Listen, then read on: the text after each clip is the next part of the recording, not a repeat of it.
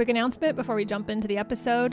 The 8-week parenting pivot, where you'll learn how to implement Connect Method parenting, get your kids to want to listen to you, is starting October 28th. Head over to cmp.works/pivot to find out more. Learning to feel an emotion in our body is a skill and a very, very powerful, and it's game changing. Welcome to the Connect Method Parenting Podcast, where correction is out, connection is in, and your kids want to listen to you. I'm Andy Martineau, creator of Connect Method Parenting, here to help you stay calm, confident, and connected no matter what. Hey, everybody. Welcome back to the podcast today. I've been trying to record this podcast for a week. I've been sick and my editor is dying. Hopefully we can get this out to you all on Thursday. I had to even cancel office hours, which I never do, but just feeling sick, headache, all the things. I'm finally feeling better today. Took a shower, got dressed, all the crazy things that most people do. Man, I'm so grateful for my health. Before we dive into today, which is creating emotions, I want to just mention very quickly, we do have the last pivot of 2024 coming up. The applications will close October 26th. We start October 28th with kickoff week. It's actually orientation, tech week, and we kick off with the first week, the next following week. Goodness, lots of following and next here. Let's see what the date is. November 4th, 3rd, 4th, that week. We will start with the first week, but applications close the 26th. We have a whole beautiful thing for you on the 28th that week, where we kick everything off with your mindset, getting you all ready for all of the things that we're going to do in the pivot. And this is unique for a couple of reasons. This pivot is unique for a couple of reasons. One, it's the last pivot we're doing of 2024. It's the last pivot that's part of the CMP study, which we've been doing the entire year of 2024. I'm so proud of that. We've been studying the impact that Connect Method Parenting has had on families, real families, going through the pivot, what the outcome has been. We've been tracking that for the entire year of 2024 with moms going through the pivot and dads. There's been dads coming through too. And because of the study, the way we set up the study, you can get into the pivot for basically free. There is a $200 refundable deposit, but if you do all of the things that we ask you to do, which is outlined on very clearly on the page where you pay the deposit, you can get that back. So if you have been waiting for the perfect opportunity to come work with me, now is the time. This is the perfect opportunity. I want you to be able to handle all the things that happen with holidays with grace and compassion and firmness as needed. So if you're in the US, that's Thanksgiving coming up, Christmas, or whatever holiday you celebrate around the end of the year, that's coming up. And so we're going to walk you through that entire period of time, which is also so unique about this specific pivot. We also have 2 weeks off because of Christmas and because of the Thanksgiving holiday in the States. We have 2 weeks off. So the pivot will actually last 10 weeks with 2 weeks off in the middle, which I think is going to be really fun to see the impact of having a little more time to learn and absorb everything. So go check that out, cmp.works/pivot, and let's get on to creating emotions. I love the title of this podcast because we don't often think about being able to create an emotion or manufacture an emotion. And just this morning, I was thinking about this for myself, coming off 4 or 5 days of not feeling well, which is really challenging for me. I was intentionally trying to embody and manufacture the emotion I wanted to feel today. And today I wanted to feel peace. I wanted to feel acceptance. I don't want to push myself today, but I want to be grateful for how I'm feeling and be able to have the commitment to record this podcast for you all today. So that's where I was this morning, and it was the perfect way to start off the morning when I record this episode for you.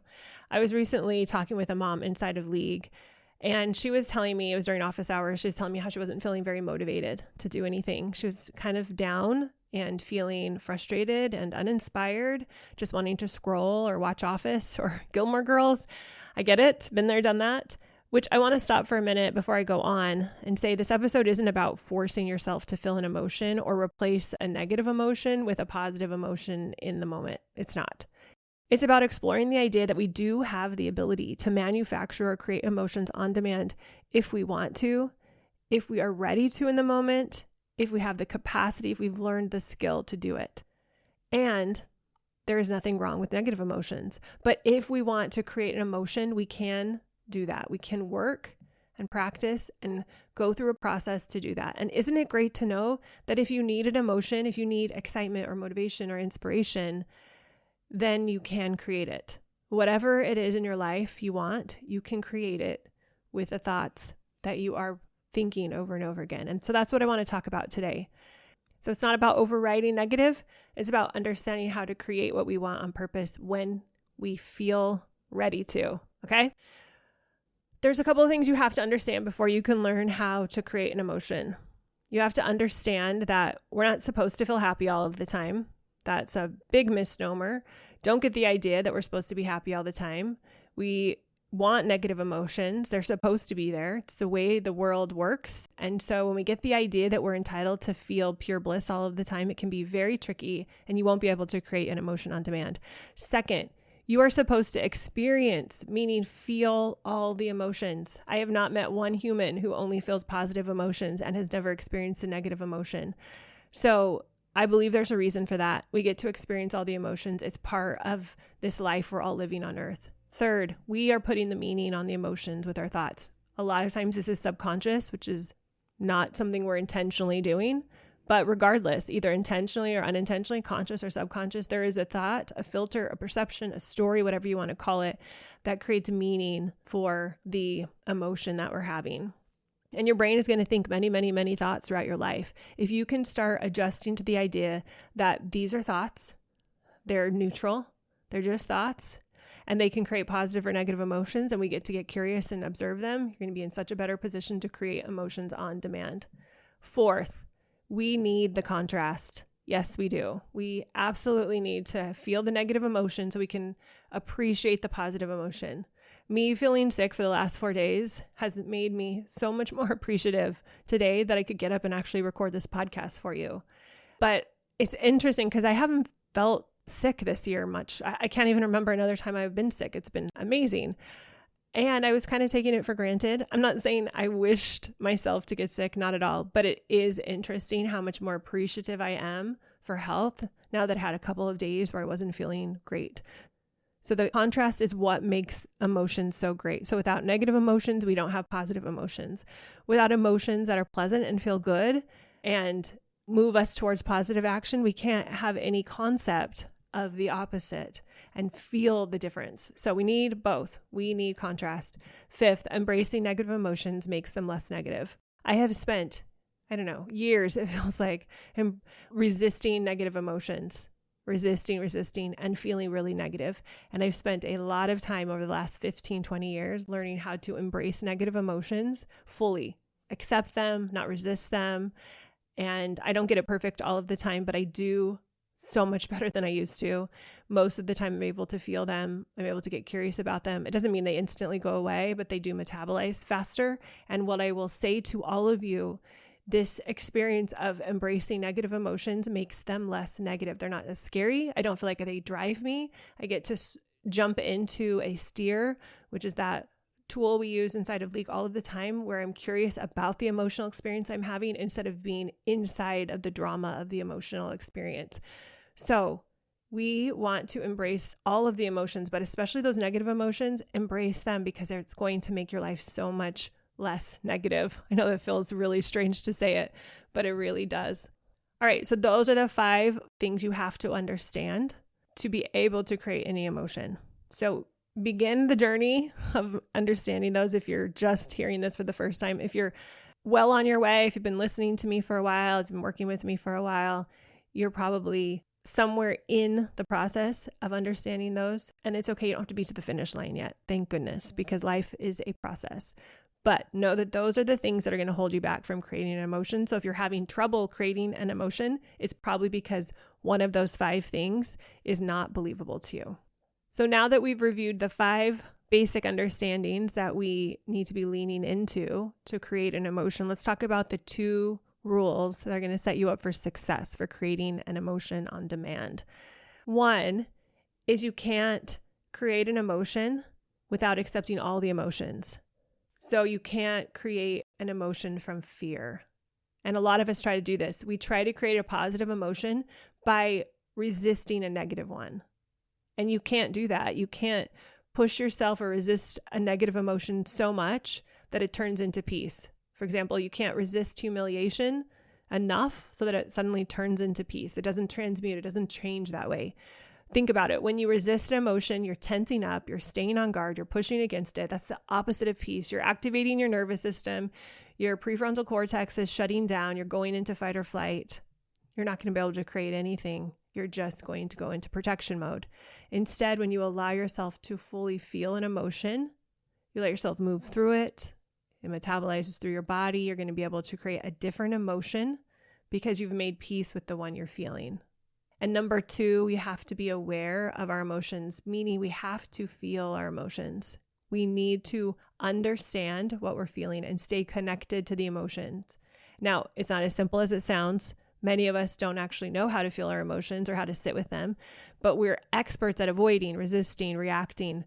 But fully experiencing or feeling an emotion, that's a whole different challenge. And remember, Dr. Neufeld has beautifully differentiated these two words. Emotion is the chemical response we have to a thought, perception, story around an event.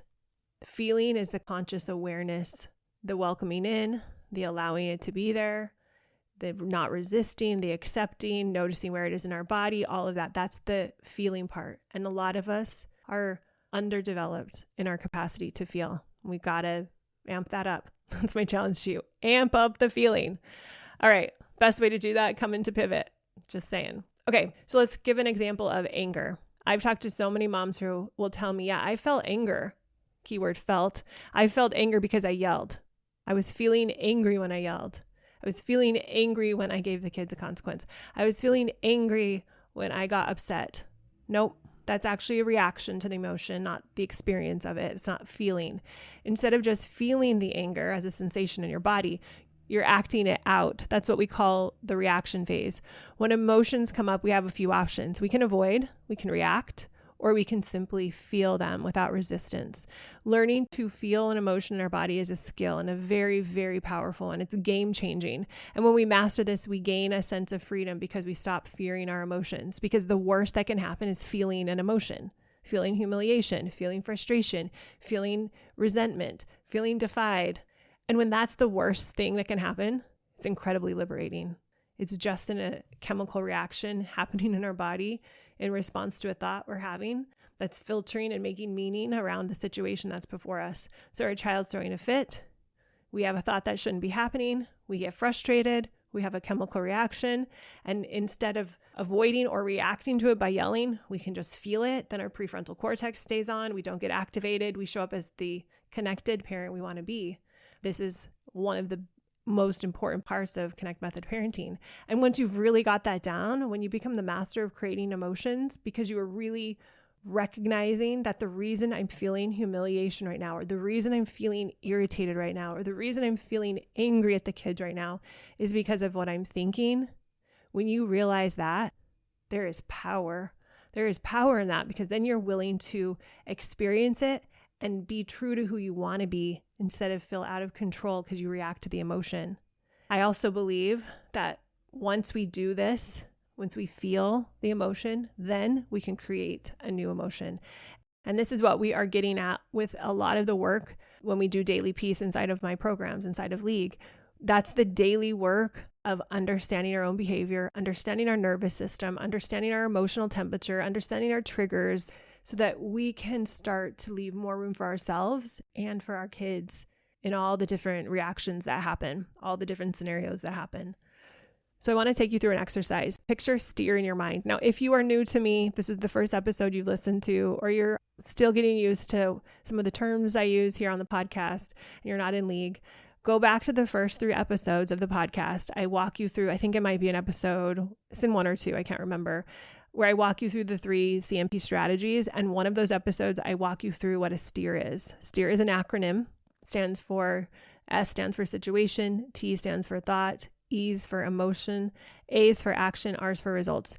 And as we take situations and we put them into the STEER, we are understanding why we are creating the results we are creating in our life. And we also can use it in a creation mode to create something new, create new neural pathways, create new possibilities for ourselves. So think of the STEER in your mind. And if you pull out a piece of paper, that would be even better. I like to line it up on the left-hand side. If you're in League, just pull up your app. You can take yourself right through a daily piece with me as we're doing this together. So steer would be S, and then the T would be underneath it on a separate line, then E directly underneath it. They're stacked up. Makes sense? So I want you to have that visual, because we're gonna actually start at the bottom, which you might not have heard me do before, but we're gonna start at the bottom. I want you to think of a result you want to create. So for some of you, it might be, I want to not get activated when my child doesn't go to bed, or when my teen refuses to do their chores. And little caveat I forgot to mention is the result has to be all about you, not about your child, because ultimately we cannot control our kids' behavior. Would be so nice, wouldn't it? There's so many times where I've thought, oh, if I could just change you, that would make my life so much easier. And regardless if that was true or not, it's not possible. So let's just set that aside and make the result all about how you show up when they act exactly the same, because you can be the change you wish to see in the world. And you start that chain reaction by showing up differently. So let's say you want to stay compassionate and firm when your child comes out of bed for the 20th time, or your teen decides they're not doing their chores and they let you know that loud and clear. So your result is, I'm going to be compassionate and firm when my child comes out of bed. I'm going to love the parent I am. Okay, so that's your result, or whatever yours is. Just write down a result you want to create. Now we're going to bump it up to the A line, which is the action line.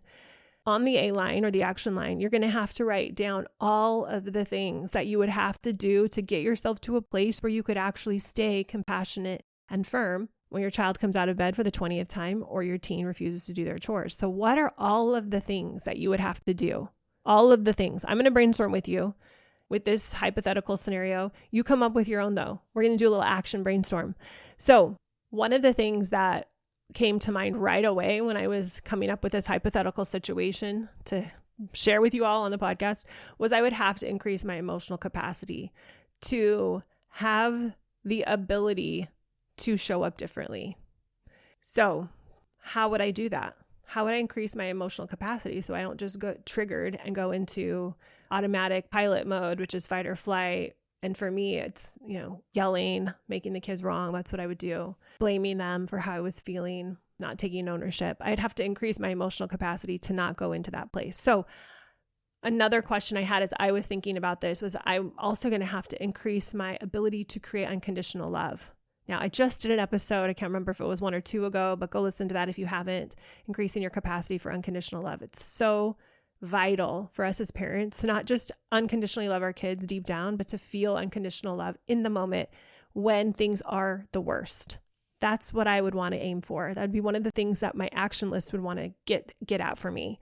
I also was thinking about this idea of staying in the compassionate alpha role. Now, if you've been with me in League, you know exactly what I'm talking about. For those who don't, it is so important for our children that they are not feeling the need to solve all the problems, that they can stay in a relaxed state and know that we're in the lead and they can depend on us. So how do I create that for my children? So that was on my mind as I was thinking about what would the actions be that I'd have to actually do to create this. And while I was thinking about that, I was also thinking about how can I create more awareness for me around what's coming up with my nervous system and my emotions? And what am I going to do to create a rock solid relationship of trust with my child? So those were some open-ended questions that I began my brainstorm with. And then I was wanting to get very clear and actionable in the list of things I would put in my action line. So for me, it was 1, I've got to do regular mental hygiene, which means I'm going to do daily peace every single day to understand my current thoughts, calm my nervous system down, figure out what is coming up for me in the wild. What are my thoughts about my child? Why do I believe those? All of that we work through in daily peace. I'd also want to get really clear on that shoot for the moon intentional steer, which is what do I want to be thinking and what emotion do I want to be having and feeling, and what am I going to be doing, those actions, so that I can create the result. I want to create a really beautiful intentional steer that might not be attainable for a long time, but that I'm aiming towards. Then the third actionable thing I came up with was do HIT exercises, which stands for how is it true that? And this is a tool that I teach inside of League where you're mining your brain for evidence that you already have to support a new result you want to create. So how is it true that when my child refuses to do their homework, it doesn't mean they're being rude? Or how is it true that I don't have to react that way? Or how is it, upset when they don't want to do their homework or do their chores or whatever it is you're putting down as your result or your situation that's challenging for you. How is it true that when I react to my frustration, things get worse, not better? How is it true that when I don't react to my frustration and I show up in a compassionate way, things are better between us? So you would go through probably just a couple. I gave you multiple options there, but you'd go through a couple of statements that you know to be true, but you can't fully believe in the moment yet, to create more evidence to support that. I'd also want to get really clear on what I was making this behavior that my child was doing. What was I making that behavior mean? So if I was making it mean he's rude or he's defiant when he doesn't want to do his chores or his homework, or when they're coming out of bed, they're not being, obedient, and that's really triggering for me, I would want to really evaluate through a developmental lens, through an attachment lens, like what actually does their behavior mean? What's actually going on for them? Maybe they're feeling frustrated by something that happened at school today. We'll do the homework one. I'll stick with one, so make this easier. The homework might be, this assignment is really overwhelming, or maybe they're just exhausted from coming home from school and they don't want to do it. Maybe a friend said something unkind to them. There is an explanation for their behavior. Behavior is just information. That's it. It's something to inform me of what's going on. And when I can come with a feeling of compassion towards my child instead of a feeling of judgment towards my child, I'm going to get somewhere. When I come with judgment, I'm not going to get anywhere. So I would want to have a clear new thought that I would start practicing, that I would look at multiple times a day to re-inform my brain what this situation means. Make sense? So those were 5 things I came up with. You can come up with a ton of things. Some things I didn't address was how am I going to, increase the level of trust and the depth of my relationship with my child. That should definitely be on this list, and it's not there. How am I going to come up with a response plan that when my child does this, I've clearly mapped out how I'm going to respond in a way that I respect, that I love, that I feel will move us towards resolution instead of towards more conflict. I didn't put that on the 5 things I shared, but those would be things that I would also put on my list of actions. Okay. So you would create a really beautiful action list, and then you'd go up one more line, because we're doing this in the steer. Remember, we created the result we wanted. We created the actions that we would have to be doing to create that result. Now we're going to talk about the emotion that we would have to be feeling to actually do those emotions in a way that would create that result, which links us right back to the focus of this podcast, creating an emotion.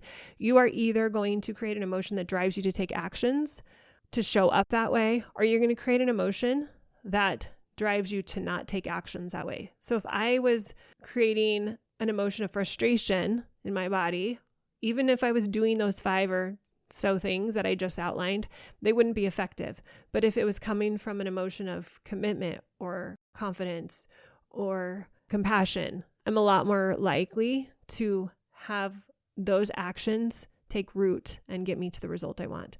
So what's the emotion you want to feel? Maybe you want to feel confident, more excited, or motivated, but I'm going to have you just pick one.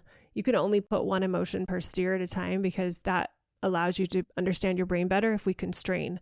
So I'm going to pick confidence. I love confidence as an emotion that's driving me. I want to feel confident that I can show up connected, compassionate, and firm when my child doesn't want to do their homework or doesn't want to do their chores. I've done both examples, or whatever you're coming up with. What is the emotion you want to have for yourself? I love confidence.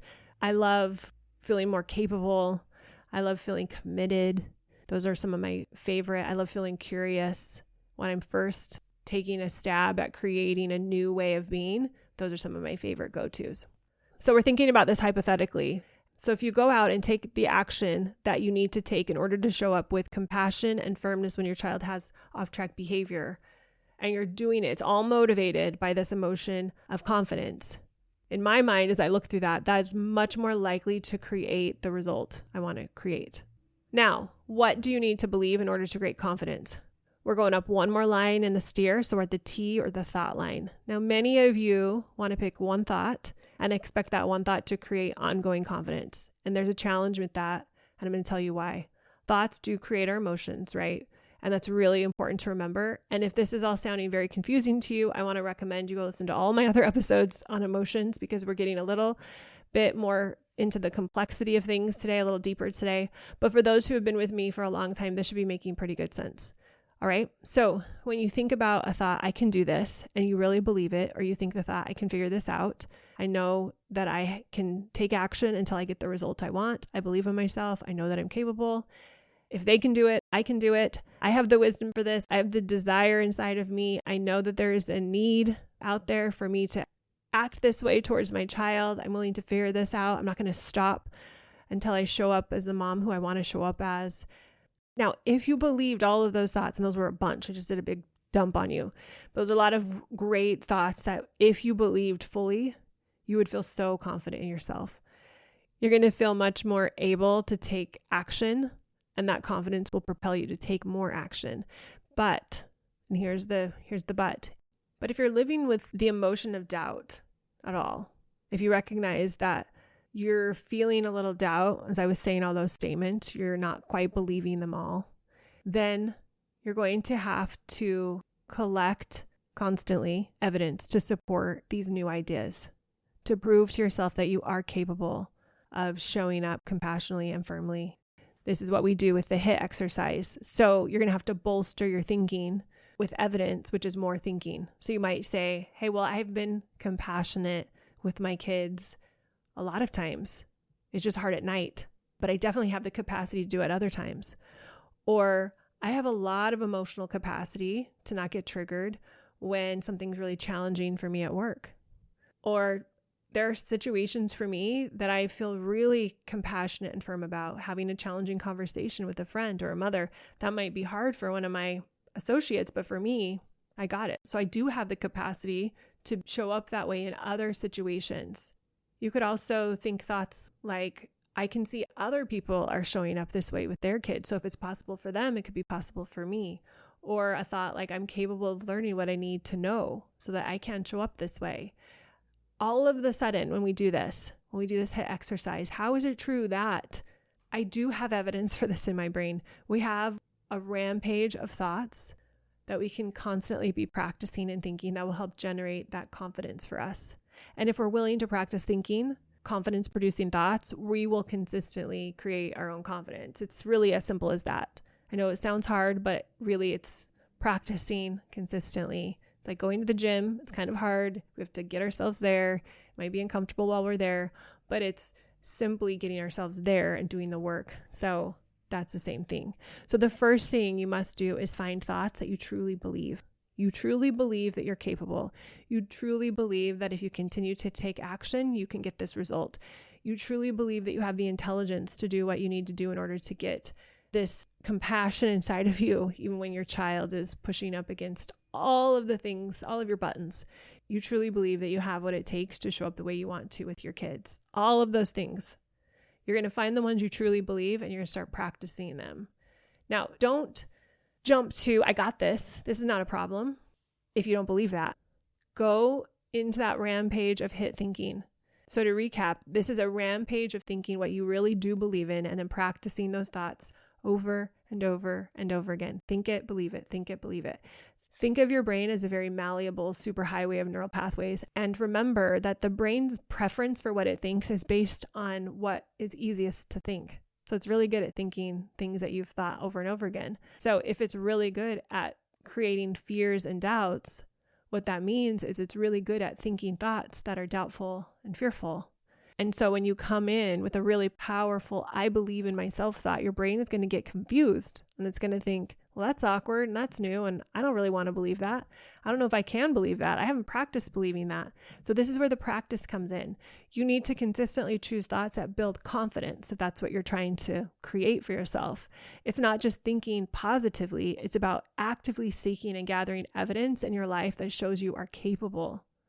Even when things don't go as planned with your parenting, even when you're tempted to believe thoughts that undermine your confidence, you stay aware and you circle back when you have the awareness hit you to go back to practicing thoughts that build your confidence. The goal is to keep generating confidence, and that's something you have to create in your mind. Here is the problem many people face, and I want to make this so clear so that you can see how unhelpful this mindset really is. If you're waiting around to finally feel like you have the capacity to stop yelling, I've done this. This is why I can share this. If you're waiting to change your way of being so triggered when your child throws the tantrum, you're going to be waiting for a long time. Your mind, which is this tool that we all need to use, the major tool that we're going to use if we're going to make the shift by doing our daily peace, by doing our internal hygiene, using our mind intentionally. Because if you just wait around for your mind to do it itself, it's not going to happen. Because most likely your brain has been programmed to create doubt and fear and worry and hesitation and confusion and procrastination, not excitement, motivation, compassion, inspiration, commitment, confidence. 17 years ago now, I was waiting to feel confident and compassionate and capable and calm so that I could show up as the parent I wanted to be. And I just kept waiting and waiting and waiting. And I was feeling the opposite of confident and compassionate, capable and calm. And I couldn't wait to start feeling different. I'd go to bed praying that I could feel different tomorrow, hoping that I wouldn't feel so bad, that I wouldn't act in a way I was so disappointed in. And what I realized is that, those emotions aren't coming. They're not going to arrive in a specially wrapped package. There's no event in my life that's going to provide me with those emotions. The baby powder blizzard woke me up to the possibility of what it's like to have those emotions, but it didn't allow me to have them on demand. Feeling confident and compassionate and capable and calm was something I had to work on. It's something that all of us have to work on. We have to create. And most parents aren't naturally undyingly compassionate and capable of having unconditional love and being calm no matter what their kids are doing.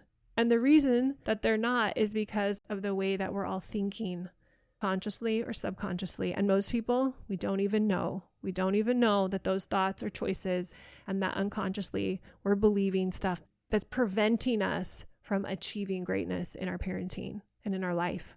And so we give in to that thinking without realizing it's a choice.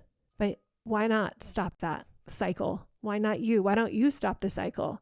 Why not you be the one who does that exceptional thing with your parenting? Why not you be the one that is the success story in parenting? Why not? Because the only reason it's not you is because you have some programming in your brain that's creating a different emotion than what you need to have in your brain to create the actions you want. So what would you need to be thinking, to be feeling in order to do what you wanted to do to create the result you want in your life? And who's responsible to create those emotions and those feelings and those actions and those results? It's us. So if you want to feel discouraged, the best way to do it is think lots of discouraging thoughts and think about all the things in your life that prove that you should be discouraged.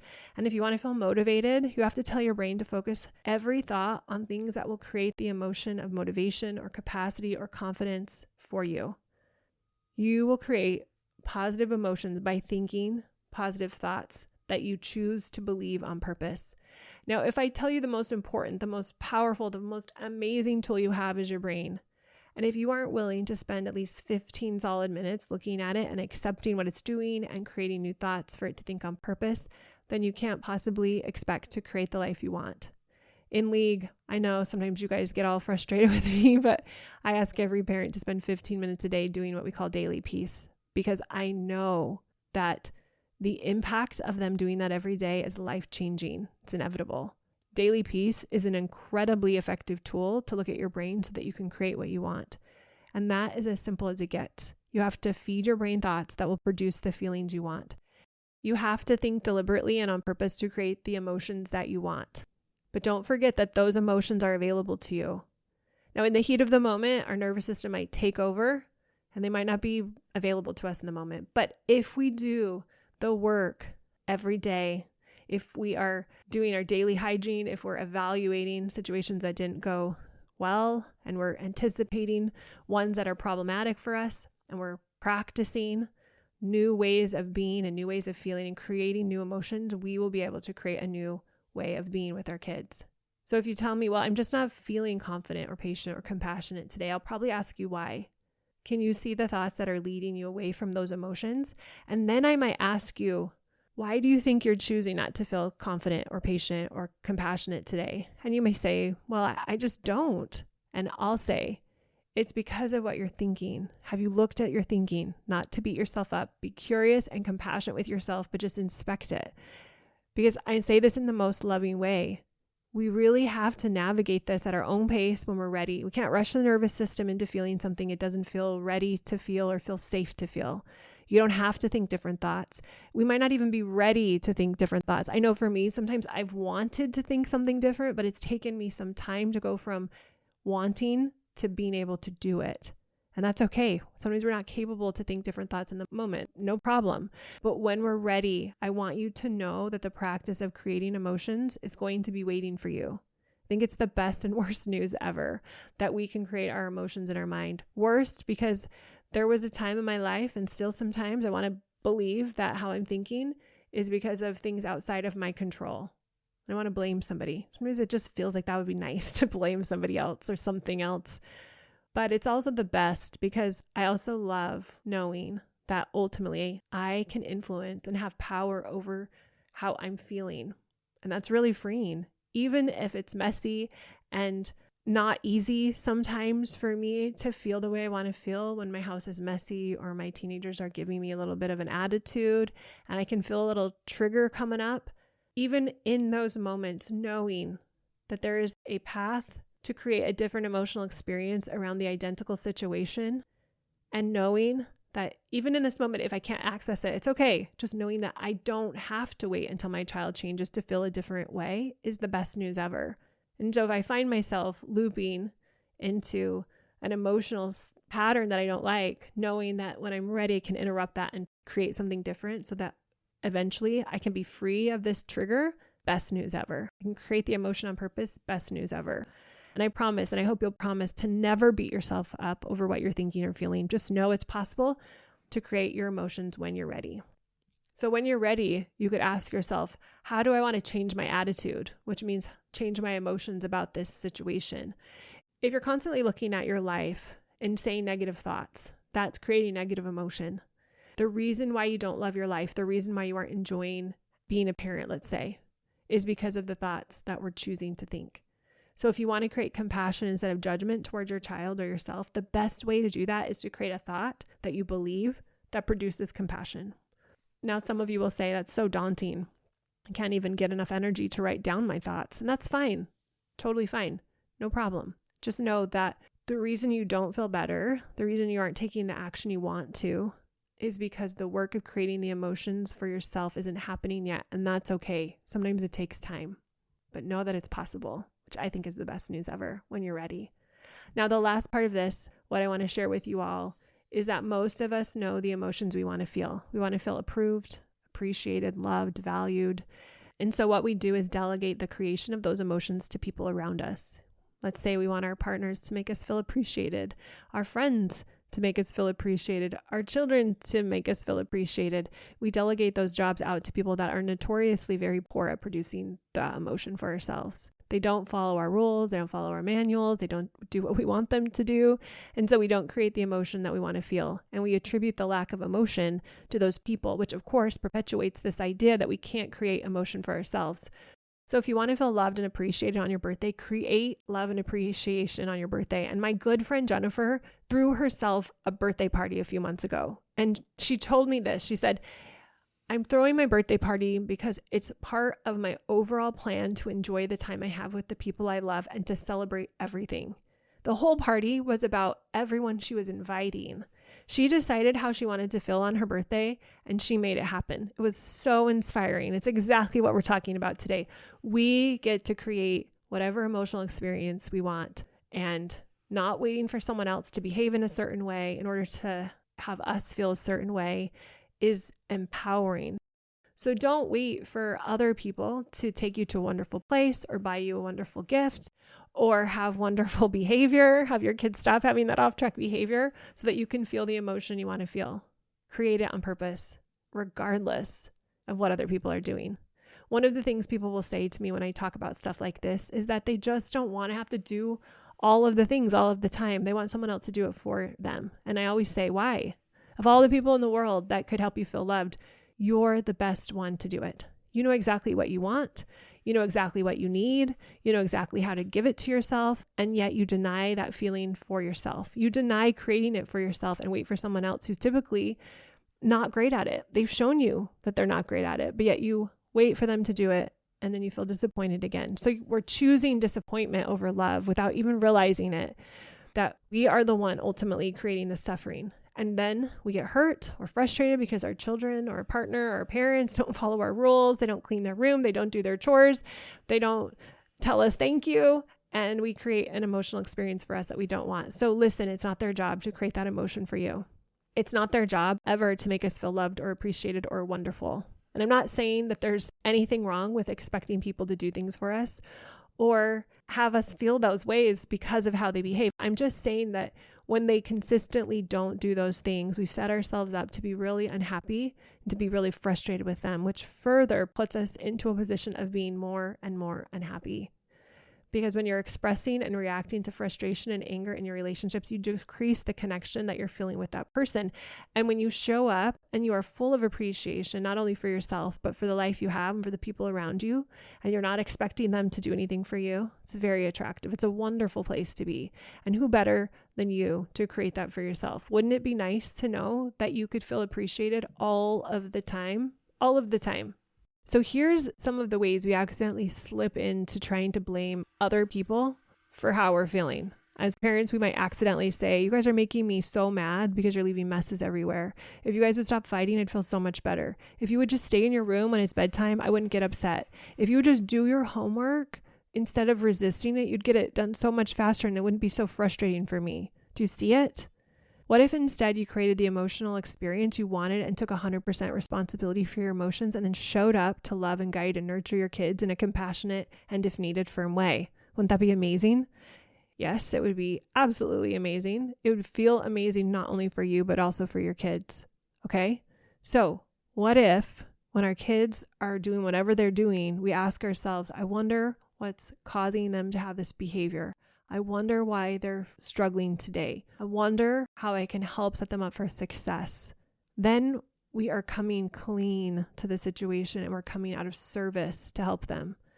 We're giving them what they need, which is connection. And we're also giving them some structure. We're giving them the best version of ourselves too. The opportunity to feel the emotions that we're exuding, which is hopefully confidence or compassion, curiosity. It's going to be much more helpful than them feeling us sending out the emotion of frustration and upset and resistance.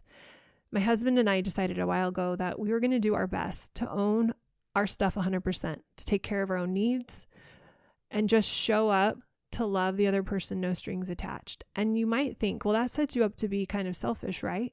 Actually, what I have found is it allows me to serve and love my husband more, not less. And that's what I feel from him too. More love and attentiveness, not less. Everything he does give to me, he does it because he wants to, not because he has to, not because he's in a transactional relationship with me. So you can create the emotions for yourself and then show up in 100% service and love for your kids. And listen, I know you'd rather delegate it. There's part of me that would much rather delegate it to my husband or my kids to act a certain way so I feel a certain way. But that's just not the way the world's set up. But it doesn't mean that we can't have those emotions when we want. It takes effort, for sure, and that effort is completely worth it. The more time you practice creating emotions for yourself, the more you can throw yourself all in to creating the life you want, to being the mom you want to be, or the dad, for you dads who are listening. You can show up fully you because you're creating the emotional experience you want inside of you instead of needing your child to do something or say something to create the emotion inside of you. One of the things that's easy to do as a human is to rely on our life to be good so that we can feel good. And of course, the opposite has to be what happens. We have to rely on ourselves to feel good, and then our life is good. Okay, let's recap the steps to creating emotion. First, you've got to recognize the emotion you're having, feel it, and own it. And the next is to decide how you want to feel and create what you want. And then practice as many thoughts as possible as you believe that will generate that emotion for you. The more you practice thinking in a way that generates a specific emotion, the better you're going to get at it. Eventually, it'll be like ordering something off a menu. You'll be able to decide, hey, I want to feel compassion. I want to feel curious, gracious, kind, peace. You're going to have your go-to thoughts that you can pull out of the closet, so to speak, and think about and generate them. They'll be on demand. There's nothing I can think that's more powerful than being able to generate the emotion you want. It removes all of the pressure. Instead of thinking, I will feel happy when the house is clean. I will feel peace when the kids stop fighting. I will feel calm when my kids finally do their homework. You will have generated the emotion inside of you, which ironically makes the reality of that thing happening even more likely. So you don't have to wait to feel that emotion until that external thing happens. All right? Okay, you guys, that was an amazing conversation we just had. If you're in Leak, pop into office hours and tell me what emotions you want to create and what thoughts you want to believe. And we will do this work together to make sure you are creating the feeling that you want to create in order to get what you want. Oh, and I think when this episode will go live, there'll be maybe one more week before we start the 8-week parenting pivot. So if you want help taking what we talk about on the podcast and having it become part of who you are, make sure you go over to connectmethodparenting.com and check out what is happening there. Or if you're listening to this right around when it releases on the podcast, cmp.works/pivot will be your direct link to the next and last live 8-week parenting pivot of 2024. It's where we'll teach you the entire CMP framework in 8 weeks, getting you from wanting to parent connectively to actually parenting connectively, and get your kids to want to listen to you, have better relationships, more fun. If you've been on the fence about it, knock it off. Let's go. Let's do this. I'll talk to you all soon. Take care, everybody. Bye. If you enjoyed this episode, check out the last 8-week parenting pivot that we're doing this year. It's starting October 28th. It was going to start sooner, but I'm currently traveling internationally with my family and I overestimated how productive I'd be, so we pushed it back a couple of weeks. The pivot is where you're going to learn the entire Connect Method parenting framework in just 8 weeks, helping you have more cooperation, better listening, transitioning from corrective to connective parenting so that your kids actually want to listen to you. If you've been listening to the podcast and you love what we talk about here, but you're having trouble making that transition in your home, this is the ticket for you. It's the last pivot of the study also, which means that you can participate basically for free. In 8 weeks, you put a $200 deposit down. If you go through the entire pivot and do all of the things I ask so that we can track the progress and the results that Connect Method Parenting has in your home, then you get the deposit back at the end, which is so fantastic. Go to cmp.works/pivot. You're going to get all the details there. This is an 8-week parenting boot camp. It is not for the faint of heart, but it's for those who are really ready for a change.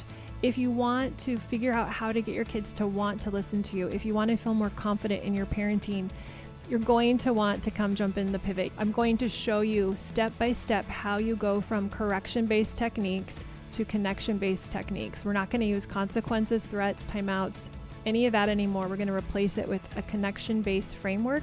You're going to get better results and feel so much better. And let's have a little bit of fun. So if you're ready, jump over to cmp.works/pivot. You can get all of the info there. We're starting October 28th. I'm going to finish this with some comments from other parents who have gone through previous pivots, which, by the way, the average is 200% plus increase in listening, confidence, feeling more capable of showing up in a connective, not corrective way. So I'll drop their comments here. Take a listen. And if you're interested, go over to cmp.works/pivot. I'll put it in the show notes too. Hope to see you there. We'll talk to you later, guys. Bye. Like, are we only 2 weeks in? It's like night and day already. There's just been this total shift. Yeah, it's crazy. I feel like I've packed in 20 years of counseling or something. Just seeing so much gold coming out of him as I've changed my belief about him in that situation and erased the 20-year-long narrative attached. Our hearts are so connected. So yeah, that has been really good. Thank you. I'm so grateful. And this really has been huge, such an answer to prayer for us. I just can never express how great this has been and how thankful I am. It's been everything. It's been so good. I really, really see the change.